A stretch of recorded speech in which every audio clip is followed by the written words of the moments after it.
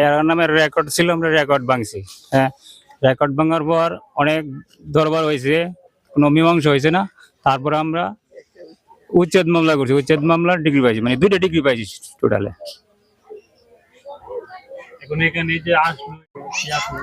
এটা দখল বুঝাই দিয়ে গেছে, আমাদেরকে দখল বুঝাই দিয়ে গেছে। এটা তো 50 বছর হইতে হবে এরকম। না, আমরা বাচ্চা দ্বারা আমল এটা। হ্যাঁ, মামলা করছি।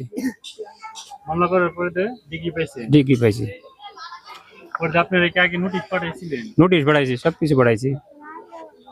তারা উঠতে যায় না। আজকে আসার কারণ হলো দীর্ঘদিন ধরে মামলা চলছে, অনেক ডিগ্রি সাপতেও এটা মীমাংসা হয় নাই। হাইকোর্ট থেকে রায় দিছে এটা উচ্ছেদ করার লাগে। এই আজকের এই উচ্ছেদ অভিযান শুরু করে এই জায়গা উচ্ছেদ করে দিছে, তার জায়গা তারে বুঝাই দিচ্ছে। অনেকদিন ধরে মামলা পাইতেছে, মামলা পাওয়া হলে তখন এটা উঠে না। এই উচ্ছেদ মামলা করছে কইরা আর সরকার আমার পেতে গেছে কোর্টে থেকে, হাইকোর্টের রায় হয়েছে।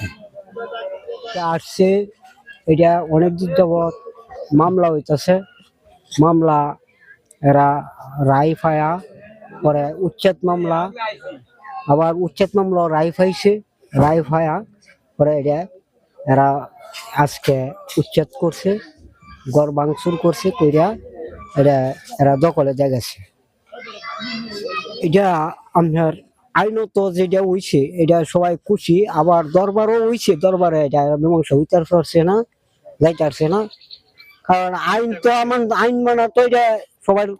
আসসালামু আলাইকুম, সংগ্রামী কণ্ঠ নিকলি থেকে বলছি। নতুন ভূমি অপরাধ প্রতিরোধ ও প্রতিকার আইন অনুযায়ী ধারা 8 এক্সিকিউটিভ ম্যাজিস্ট্রেটের কাছে আবেদন করার পর মামলাটি আদালতে উপস্থাপন করা হয়। আদালত বিষয়টি পর্যালোচনা করে সংশ্লিষ্ট পক্ষের পক্ষে ডিগ্রি বা রায় প্রদান করেন। ডিগ্রি জারির পর এক্সিকিউটিভ ম্যাজিস্ট্রেট নিজে উপস্থিত থেকে আইনগত প্রক্রিয়ায় যার জমি তার হাতে উক্ত জমি উদ্ধার করে যথাযথ মালিকের দখলে প্রদান করেন। এভাবেই ধারা 8 অনুযায়ী ভূমি দখল পুনরুদ্ধার কার্যক্রম সম্পন্ন হয়। সংগ্রামী কণ্ঠ নিকলি।